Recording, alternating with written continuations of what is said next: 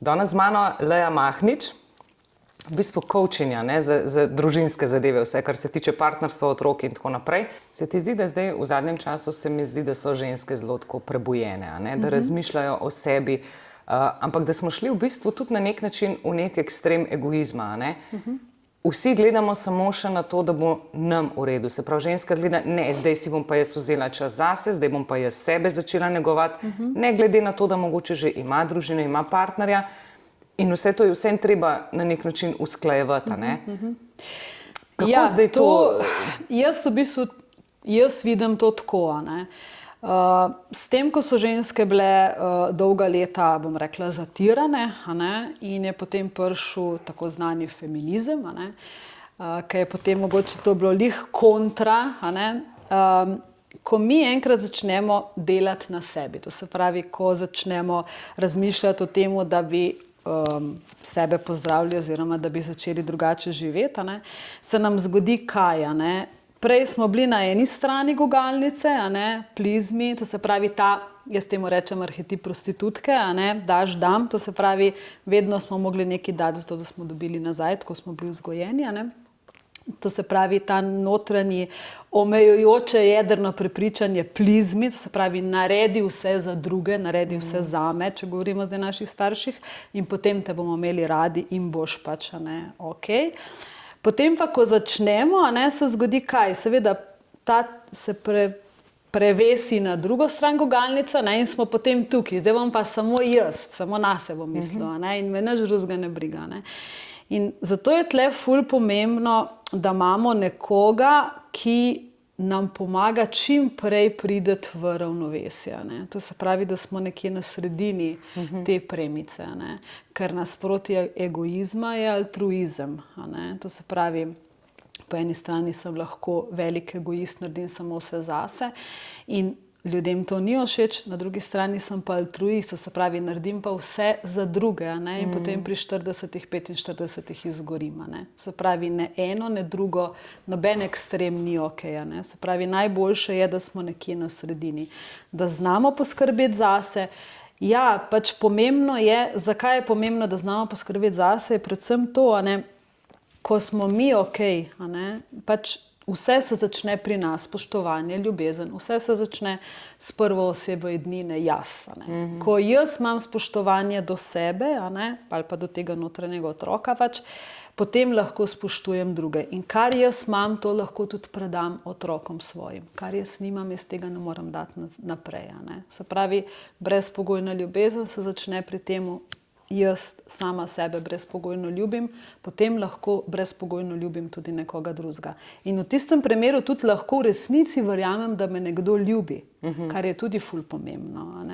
Ampak kako dejansko najti nek ta balans, da ne boš egoist, in gledal samo še na svoje potrebe in da boš vseeno tudi za družino, ki jo že imaš, mogoče ženska, ki že ima ali pa partnerja ali pa kakorkoli, da vseeno ne bo zdaj ona tukaj, ker bo samo nase gledala, ampak da bo vseeno mogoče malo nižji, pa da bosta s partnerjem še zmeraj lahko recimo nekje se našla na sredini. Ja, tukaj recimo je zame zelo pomembno, jaz strankam povem, ko pridejo z nekimi izzivi.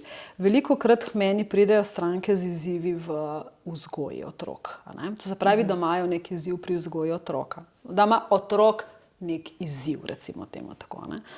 Potem jaz hitro povem, da nima otrok izziva.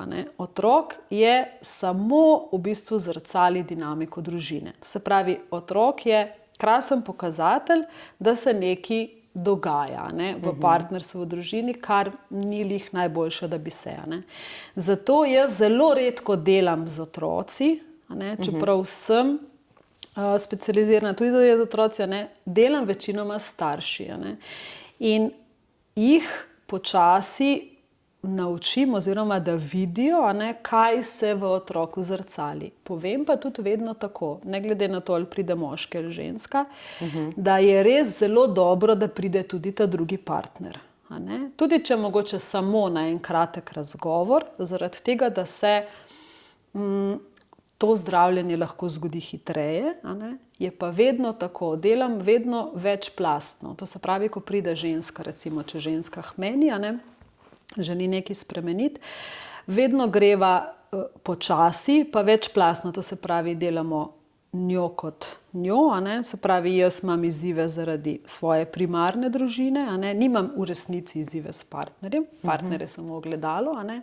In se mu lahko samo zahvalim, da je v mojem življenju, a ne? Skozi delamo večplastno. Otroci so isto, pač naše največje ogledalo, a ne?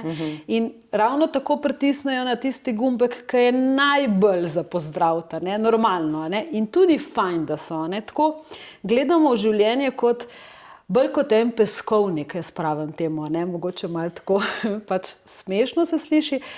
Zato v bistvu ne gremo nikoli v neke ekstreme, nikoli ne govorimo, tudi ne o drugih, ampak vedno samo o njej, recimo o njenih izzivih, a ne? Ampak vedno se učimo, ko se jaz učim, da ko mene nekaj zmoti, je to nekaj mojega, a ne? In da ne prevzemam več nase tisto, kar je od drugih, a ne?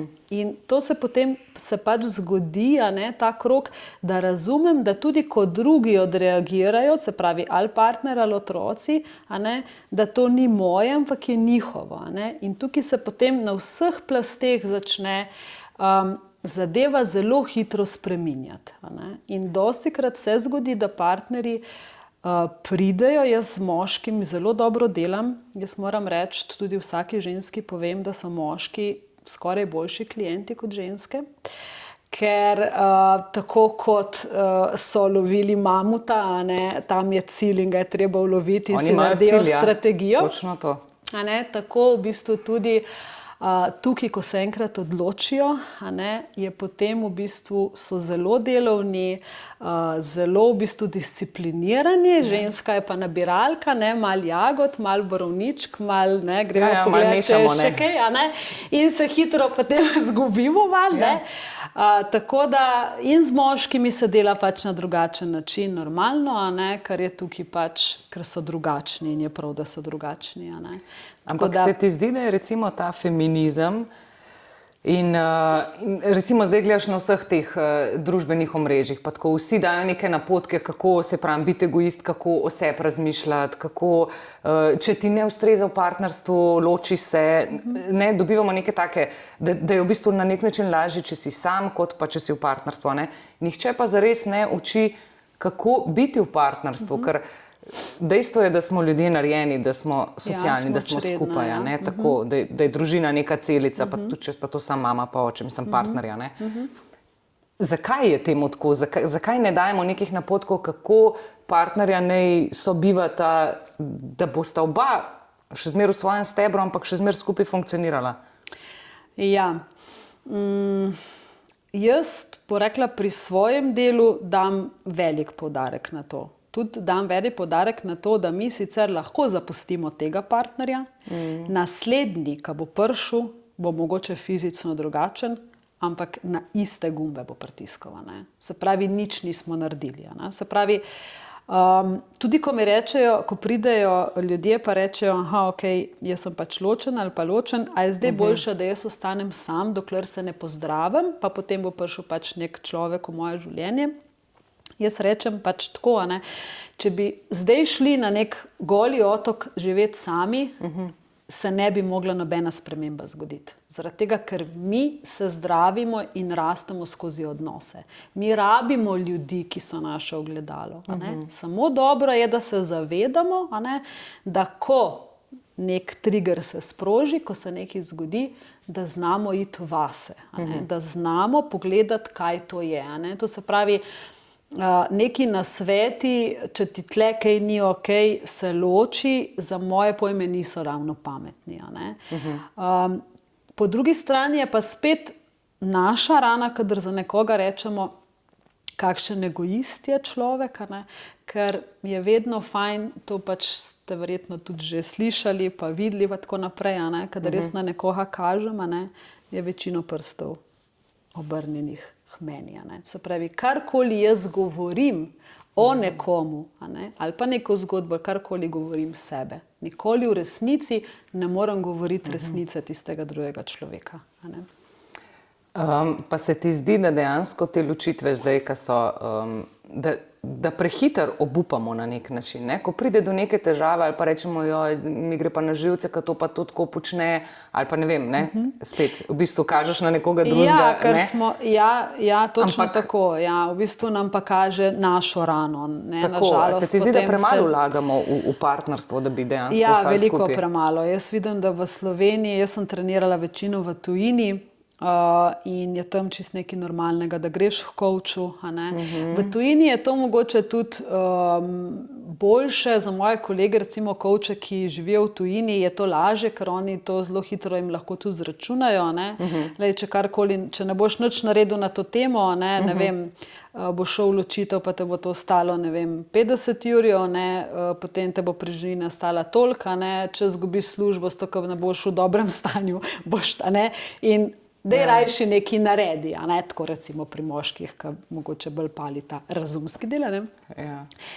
Pri nas v Sloveniji je pa še vedno to, bom rekla, nek tabu. To se pravi, z mano je nekaj narobe. Nič ni narobe. Samo kažejo se ven, ti v življenju pač imaš neka omejujoča prepričanja, ki te v življenju ne podpirajo, in bi bilo dobro pogledati, kakšna so, katera so, in to spremeniti. Zato, ker mi se v življenju vsega lotimo po v bistvu iz kompleksa primarne družine. Vsega se lotimo v bistvu enem in istem vzorcu.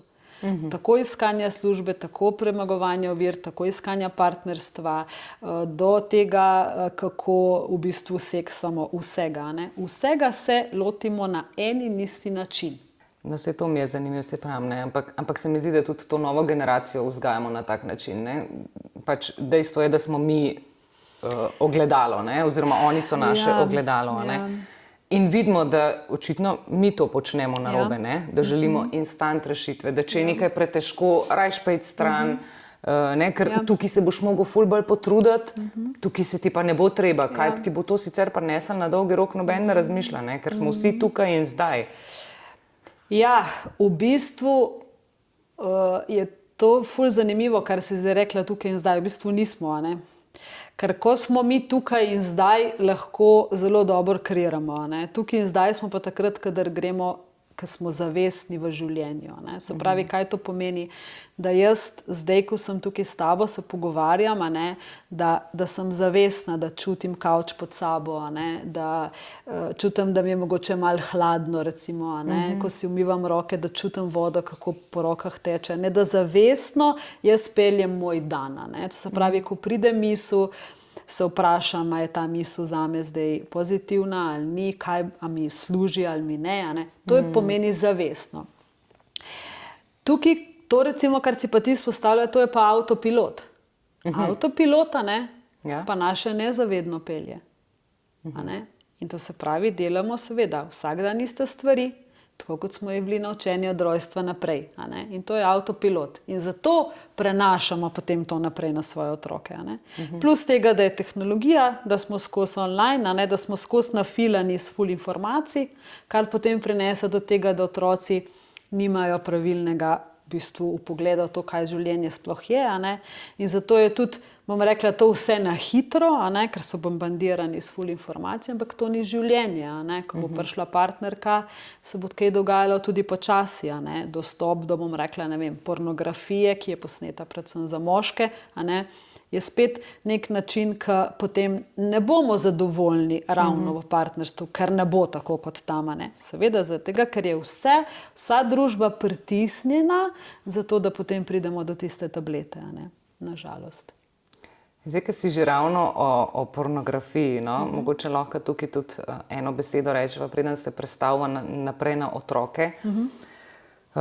Se ti zdi, da pornografija ne bi smela biti dostopna otrokom do 15. leta? Ja, bi bilo zelo pametno, da ne bi bila, samo temu se pač ne moremo izogniti. Jaz sem se s tem vprašanjem že srečala, ko je Jaka imel približno 5 let pa pol. Seveda otroci slišijo besede in danes lahko tudi že vse poguglajo, nažalost. Tako da smo se s temi stvarmi sem se začela zelo zgodaj ukvarjati. In sem veliko časa posvetila temu, da sva se o teh stvarih pogovarjala. Tudi o, bom rekla, spolnih odnosih, partnerstvu, kdaj začeti, kdaj ne, kako v bistvu, a ne, kako to poteka. In se mi zdi, da je bilo ključno, da mi smo v bistvu lahko z našimi otroci toliko odprti in odkriti, kakor znamo biti tudi do sebe odprti in odkriti v teh stvareh. In je tukaj zelo pomembno, da o teh stvareh odkrito se pogovorimo. In če vidimo, da imamo mi neke zadržke oziroma da se mogoče še mi prej z nekom drugim pogovorimo o teh stvareh, kako pa na kakšen način mogoče predstaviti otrokom. Jaz sem mogoče v nekem trenutku mojemu sinu, mogoče se bo to zdelo komu čudno, ampak mogoče predlagala, da ko že pogleda, ker itak ne moreš reči, da ne bo. Ja, seveda ne. Ko že pač, da se mogoče naj, da si naj pogleda rajši mogoče kakšen lažji erotični film, ki je bil posnet za ženske. Tako da mogoče lahko dobi malo boljši občutek o tem,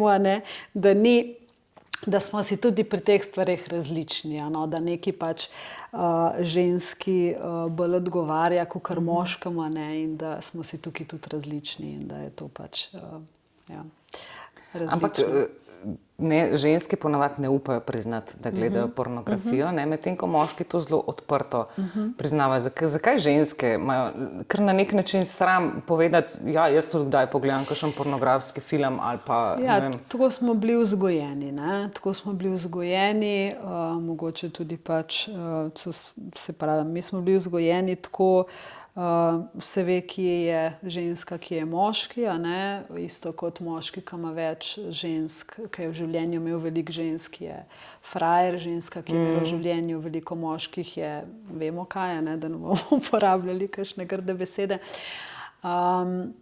Ja, v bistvu je tukaj sram, si omenila, sram pa krivda, to so dve v bistvu zelo težke zadeve v našem življenju. Še vedno vidim starše, ki svoje otroke s sramjo vzgajajo.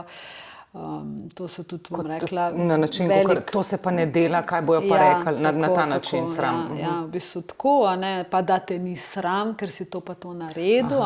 To so tudi zelo težke stvari, tudi eni močnih triggerjev, recimo pri, ne vem, samem alkoholizmu, naprimer, ta skozi to sram pa krivda pač, Tako da te stvari, jaz pravim, bi bilo treba že kar malo izločiti iz našega pravopisja, ko se temu reče, ker jaz vedno tako mi je zanimivo rečem eno tako anekdoto, Indijanci ne jecljajo, zato ker v svoji lingvistiki nimajo besede jecljanje, in kdo je tisti, ki otroku pove, da jeclja in da je jecljač, Pač, ko otrok pride, pa hoče na hitro nekaj povedati, pa mu gre vse bolj hitro kot možgani, mislim, bo delal vse hitro in nekaj hoče povedati, namesto da ga tako večkrat pač mogoče malo upočasnili, povej, lepo podihaj pa povej, pa parkrat to naredi, hoče nekaj povedati, nekaj jecljati, pa se pa še, ko stoji zraven nas, še z nekom drugim pogovarjamo, naš pa jeclja in vemo, kako močne so potem naše besede za otrokovo resničnost. Okay, zdaj, če greva malo na otroke, če smo partnerstvo že obdelali, sicer je tako, zdaj, z marsikiro, ki sem se pogovarjala, najprej mora seveda partnerstvo štimati.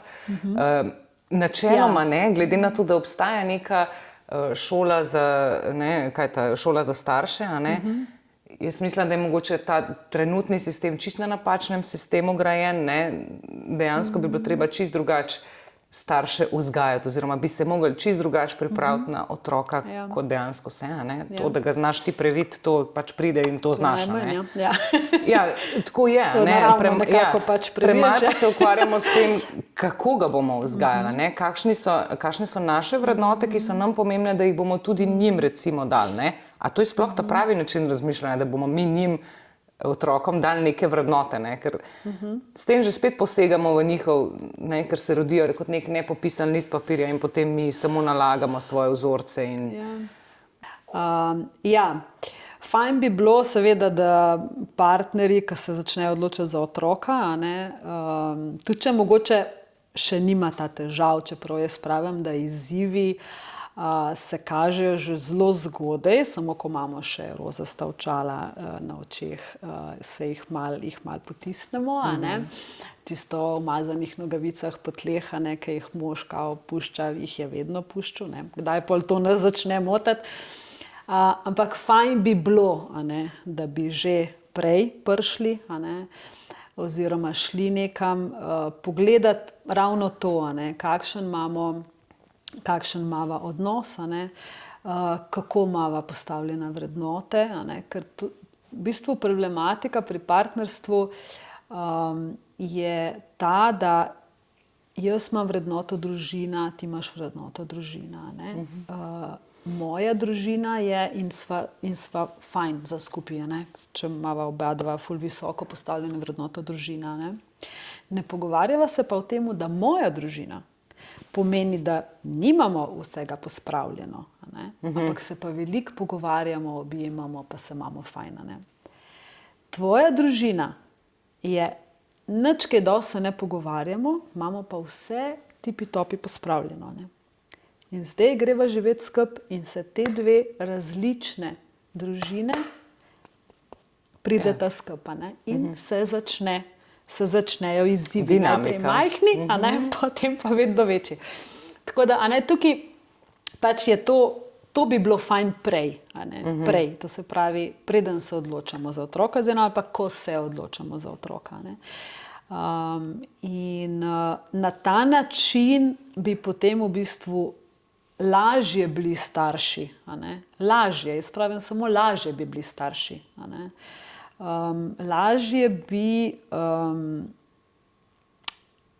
vnašali v življenje več radosti, pa smeha, pa humorja, na ta način. Ko smo mi postavljeni v svojem dobrem stebru, pa je partner postavljen v svojem dobrem stebru, potem smo močna primarna celica, ker moramo vedeti, otroci pridejo v ta drugi krog, otroci pridejo kot sopotniki v naše življenje.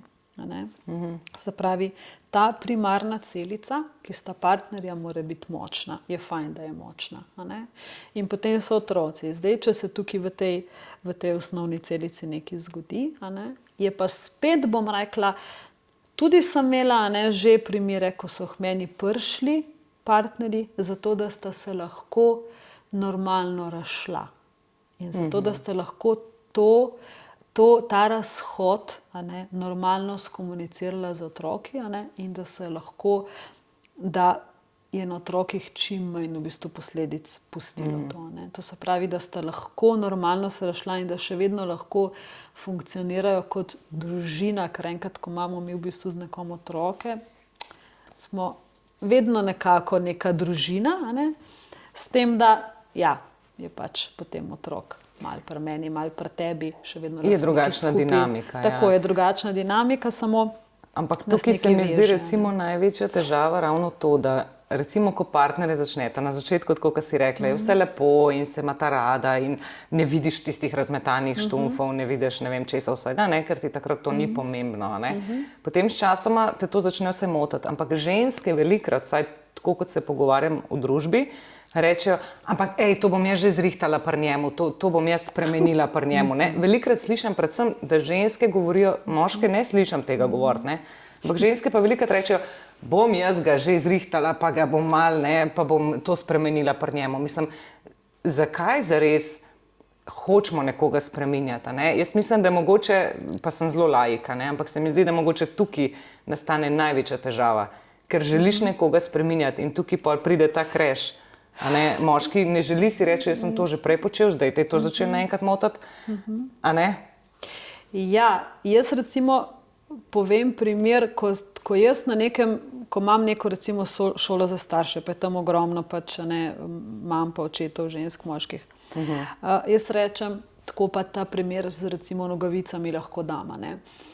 Pa rečem ženski, ki reče, ja, pač me to moti, okej, a pa je to že prej počel? Ja, verjetno je, okej, ampak zdaj vas je začelo motiti, ja, zdaj me je pa začelo motiti, Pa rečem, kaj vam te nogavice predstavljajo, kaj vam to kaže? Ko ste že 100-krat rekla, ko jaz nekaj 100-krat rečem, imam jaz težave v komunikaciji, tisti, ki ni slišal, in še vedno so tiste nogavice tam, kaj to vam kaže? Da me ne spoštuje. In ko jaz potem to izpostavim pri možu, moški, normalno, nima nič veze sploh s to težavo z nogavicami, se začuti in reče, kaj ima zdaj to veze spoštovanje s temi nogavicami tam po tleh? Valjda, da spoštujem jaz svojo ženo, tako pač, Ja. Ni težava v tem, spoštovanje se spet začne pri meni. Če jaz čutim, da me nekdo ne spoštuje, je to, kako jaz mislim, da on mene vidi. Spoštovanje se vedno začne pri meni. Dokler, ko jaz sebe lahko spoštujem, spoštujem tudi druge. In to znam prepoznati. Okay. In dokler sebe ne spoštujem, prepoznam tudi v drugih, da me ne spoštujejo oziroma da ne spoštuje nekoga drugega ali pa sebe. Okay, ampak recimo, zdaj...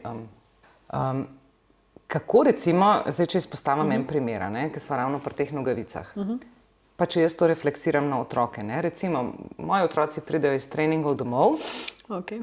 Zdaj boš malo na osebno raven. Okay. Daj mi en predlog, ker resnično ne vem, kako naj to rešim, da se ne bom razburjala, ker se mi enostavno ne da. Pridejo domov iz treningov in vržejo torbe na tla dnevno. In jaz rečem, lahko prosim pospraviš torbo v sobo. Ja bom in pozabi. Ja bom in pozabi. In potem spet pridem in drugič rečem, a lahko prosim pospraviš torbo. In spet, ja bom, sam še tole. In ko tretjič rečem, potem že postajam malo nervozna in jezna. In ne gre mi, da me ne spoštujete, ampak se mi gre, a lahko prosim urediš svoje stvari. To so tvoje stvari, poskrbi, da bojo v tvoji sobi. Mislim, kakšen vzvod naj tukaj najdem, da se ne bomo kregali zaradi tega, ker je pač torba na tleh. Okay. Izziv. Ja.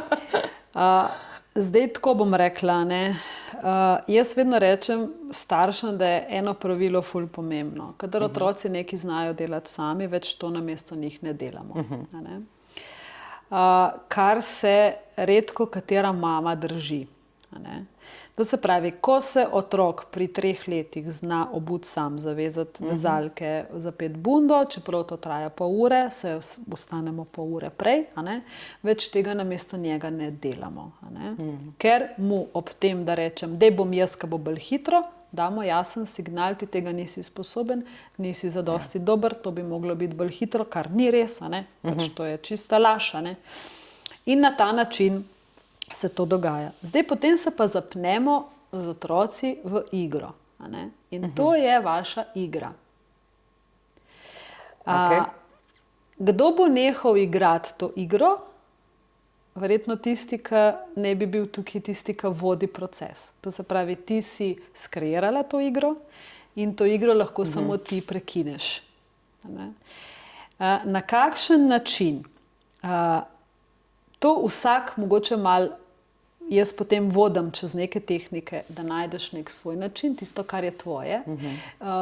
Coachi je v bistvu razlika, mogoče tudi ta, da ne svetujemo, da vedno peljem stranko skozi določene tehnike, da najde svoje odgovore, tisto, kar je njej blizu, in potem to tudi ful lažje podela doma. Ampak recimo, da tukaj lahko ti vprašaš svoje otroke, ker veš in jim to tudi poveš, ker veš, da so dovolj stari in da so sposobni in da verjameš, da tudi ni lih najbolj fajn, kaj jih ti skozi opozarjaš, da je treba pospraviti torbo. In da veš, da so veseli, ko so prišli domov in da ko mi čakajo, da se bojo torbe znebili, ker veš, tudi ti si bila v šoli in tudi ti nisi ful navdušeno hodila, ker meni je bilo ful smešno, ko moj jaka je v prvem letniku in so rekla, in kako je v šoli? Ja, pač pouk, ker dela 2 srednje, ne? Gimnazijo pa glasbeno in tisti glasbeni del je top, ne? Tisti srednji je pa isto pač kot vsi ostali, a ne? In rečem, ja, ni fajn pri pouku, ne? On tako mene pogleda pa reče, mama, a drugače tebi je bilo ful fajn pri pouku, ko si bila v srednji šoli, pa jaz tako, ja, ne, aha, ok, no jaz sem tu čist normalen. Tako da, mogoče v tem, pa da jih mogoče vprašaš, ne, kaj bi vam pomagalo, ne, kako, na kakšen način, kaj bi pomagalo za to, da bi ta torba, ko pridete domov, pristala direktno v sobi. In ti bojo oni dali ful dobre rešitve. Otroci imajo fantastične rešitve. Ok. Ker so bili malo mlajši, sem imela neko tablo in so se lahko šla nagrajevanja, ne. Ko si dobil neke magnetke, smo imeli ja, to ni dobra metoda. 10 zvezdic, ko si dobil 10 zvezdic, je bila neka nagrada, 10 zvezdic si dobil, če si dnevno naredil, ne vem, zložil cunje, ki sem jih poravnala, da si, ne vem, torbo pospravil v sobo in tako, ampak zdaj se mi zdi, zdaj pač te zvezdice, veš, da so stari 10-12, ne grejo več, ne.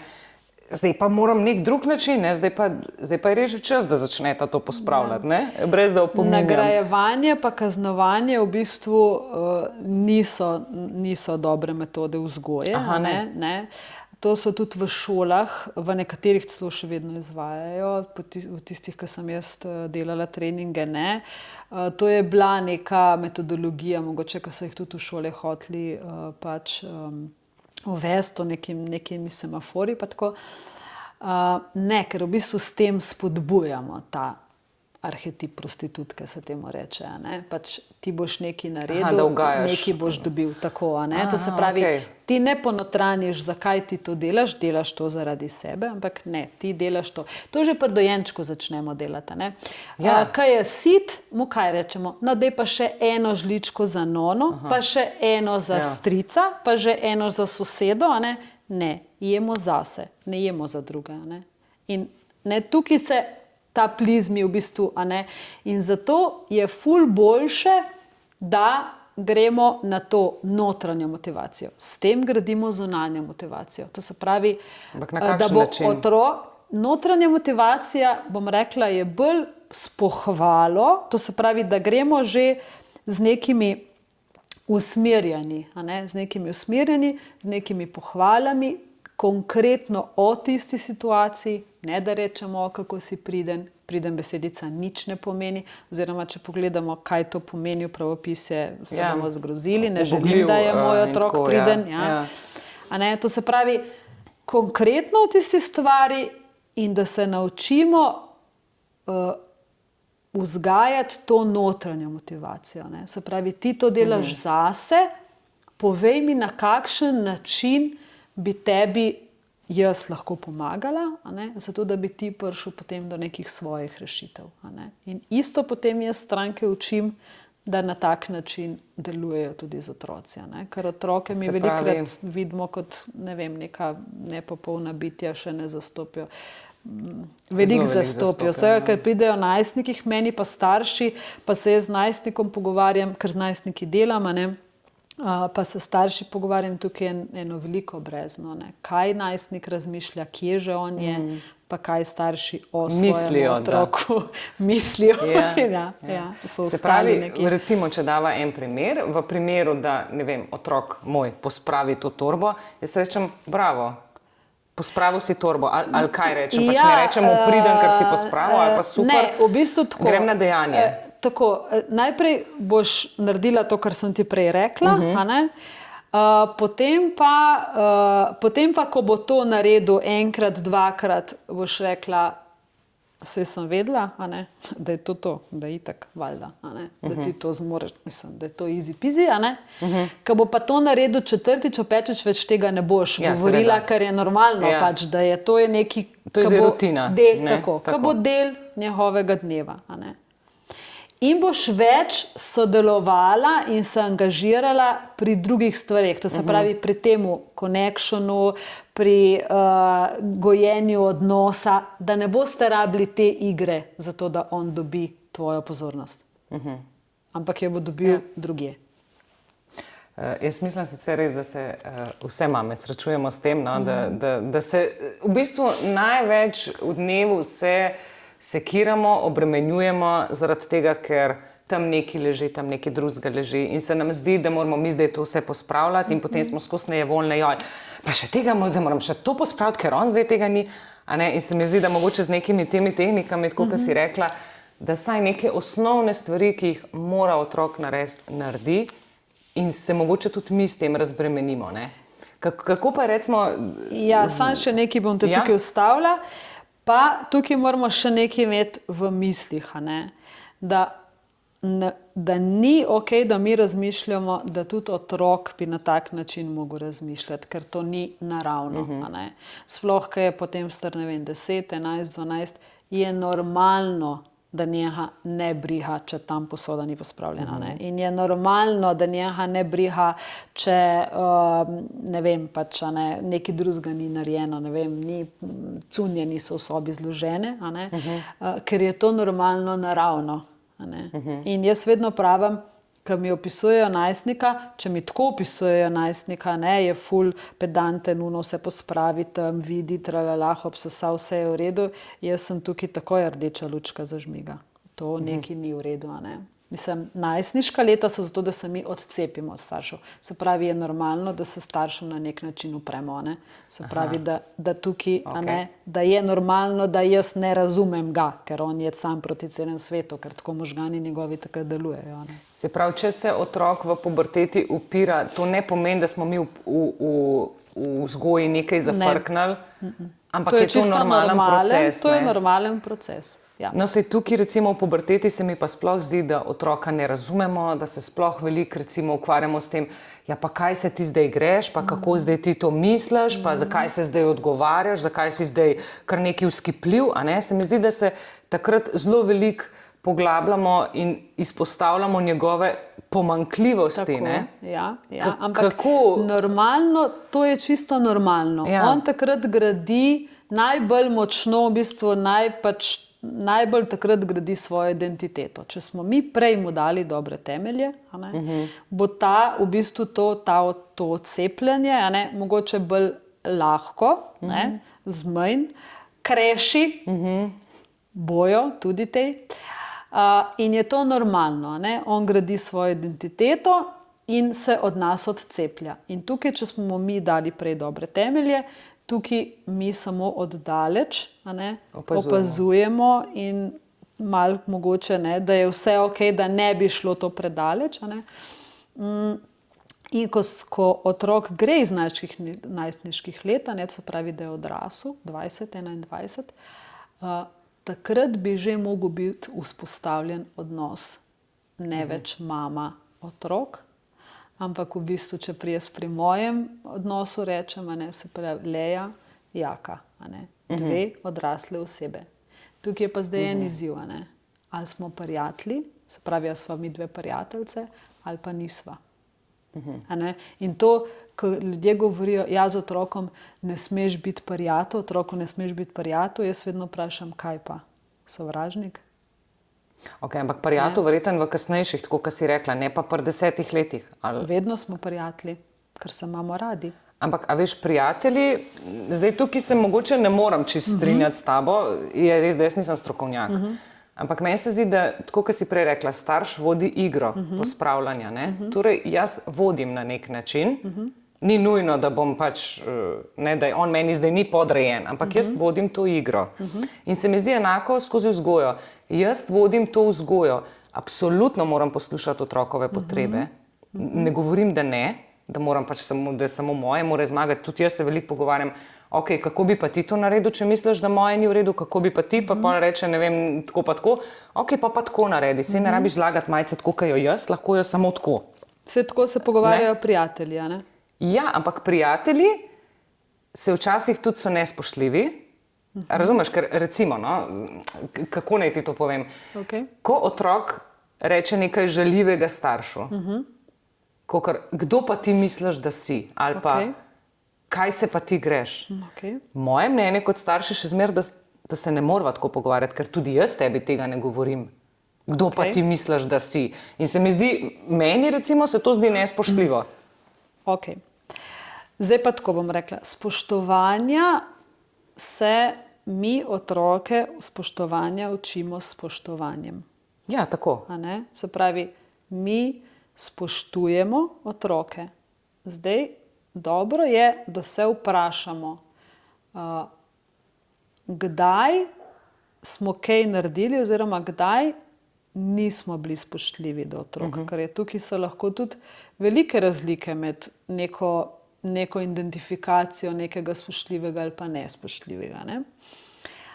Ko meni otrok reče na tak način, ne, kaj se pa ti tukaj greš, bi se jaz najprej ustavila, pa bi rekla, kako sem jaz pripeljala zdaj tukaj do tega.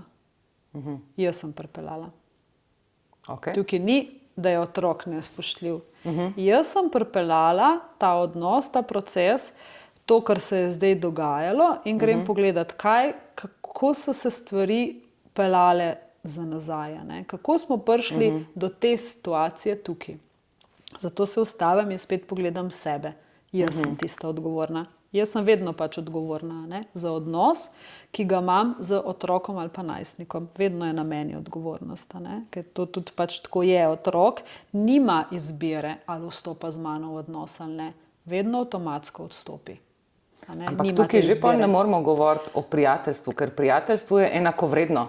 Tukaj pa nismo enakovredni, tudi po tem takem, recimo, kar si zdaj povedala. Ne? Jaz sem odgovorna. To je tako, kot direktor je v podjetju vedno odgovoren, kaj podrejeni recimo narobe naredijo. On mora odgovarjati. Ampak kot ljudje, ja, tudi tukaj, zakaj naredijo narobe, ampak pustimo zdaj podjetje, ampak ne, kot ljudje, kot človek, otrok je pač človek, je majhen človek, ne. Kot ljudje smo enakovredni, ne. To se pravi, moje potrebe, v bistvu moja integriteta in tvoja integriteta so enakovredne, ne, in so obe isto pomembne, ne.